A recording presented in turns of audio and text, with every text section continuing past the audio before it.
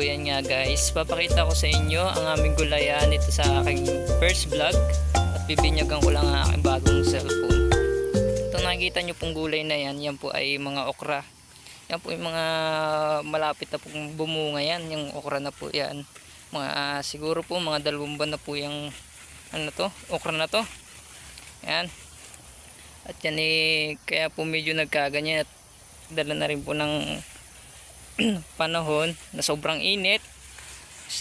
Tapos ang ulan naman ho ay pag umulan naman ho ay malakas. May kasama na ng hangin. Kaya ho yan medyo naninilaw-nilaw pero gaganda pa rin po naman yan. So ayan po ang palaya namin. Yan. Yung pong kababaan na yon, yan po yung mga gulayan at yung saging po sa may tabi ng bahay namin. So tagun-tago po ang bahay namin yung makikita. So yun po doon sa kataasan, sa susunod na vlog po bibidyo namin ang pagtatanim dyan ng saging at tatambakan po namin ng saging yan. So yun, ako'y maglilibot-libot muna dahil ako'y medyo nabuboring-boring din ngayong hapon at wala halos magawa. Ngayon magbablog tayo. Yan po, ano lang po namin yun, yung kataasan na yun. Yan, kakahan traktor lang ho, kakatanim lang ng mani.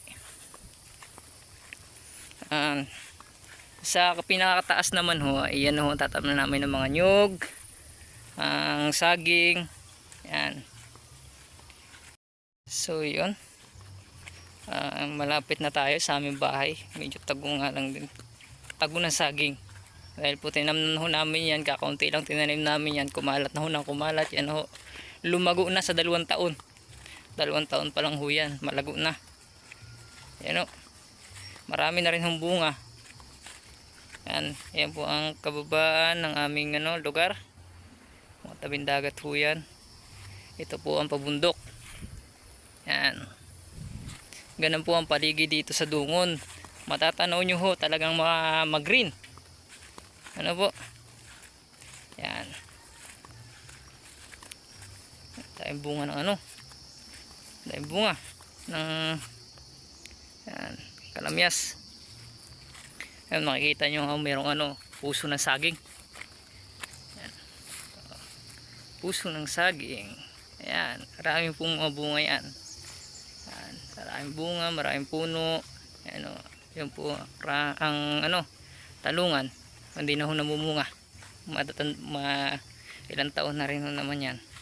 Marami na ho napakakitaan dyan. Yan. Yan, kasuyan ho yan. Yan ho, kasuyan namin. Yan po. Okay. For the next vlog.